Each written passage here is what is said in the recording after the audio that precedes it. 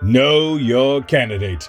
Presented by Portland is Possible, broadcasted by XRAY FM. In this segment, we offer a brief background on the visionary candidates that are proudly standing and running for the acclaimed Portland Area City Council. For now, we have a candidate of District 2 that incorporates St. John's, Kenton, Hayden Island, Mississippi, and Alberta neighborhoods. Hi, my name is Laura Streib, and I'm running for City Council in District 2. How do we better connect our communities to the river? Very good question. In St. John's, we just had the new swimming dock installed, and that is a great first step in connecting the waterways to the public. I think one thing that would be really helpful is if we reimagine our whole waterfront from Selwood to St. John's and making sure that there are accessible pathways, walkways, biking ways. There's a huge Superfund harbor site throughout the Portland Harbor that really needs to get cleaned up. And I think Portland needs to take an active role in cleaning that up and turning it into a green space. What is the city's role in cultivating arts and culture? I love this question because I am the arts and culture candidate for Portland. I really believe that our city leaders need to create affordable spaces for performances, affordable spaces for living, working artists to have a space to create. And then we need to create simplified granting programs for artists, nonprofits, musicians, filmmakers to be able to create that space. So it's not us directing what art is being done, but we are providing the means for creatives to innovate and do their thing. How can Portland make its local economy more sustainable and regenerative?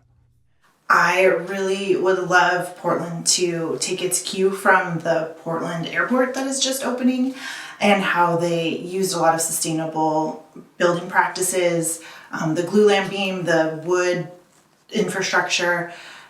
They used labor unions to build everything. They took a really great approach to making sure things are seismically retrofitted, and then took a lot of small businesses and built that in there, as well as artists. So I think that's a good combination of using labor, using our artists and creatives, and investing in small business while also really being on the forefront of green building.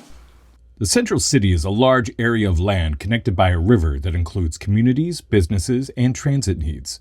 How should the City Council consider these diverse stakeholders in policy making? One thing I feel that our current City Council or our new City Council will need to do is really work on building quality relationships with our county, with the TriMet, and with a whole bunch of the different business districts that encapsulate the Central East Side area.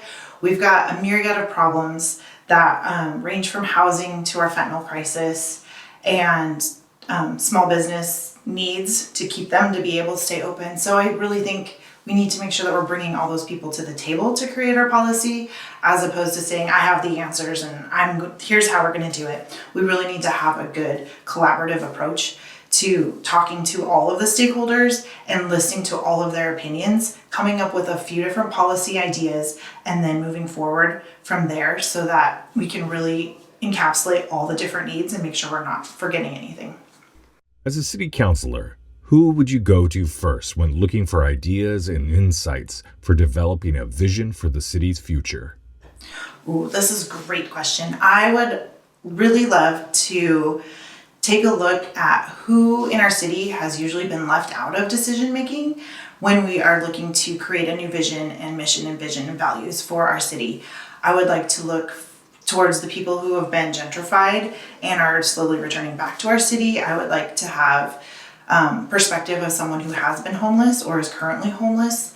I would like to have our young leaders at the table so that they can tell us what they would like or envision for the future of our city. Small businesses, our large businesses, everyone needs to have a seat at the table. And I feel like if we can get everybody in a room and we just brainstorm and see what the common themes are, that is how we create and craft our new vision for the city.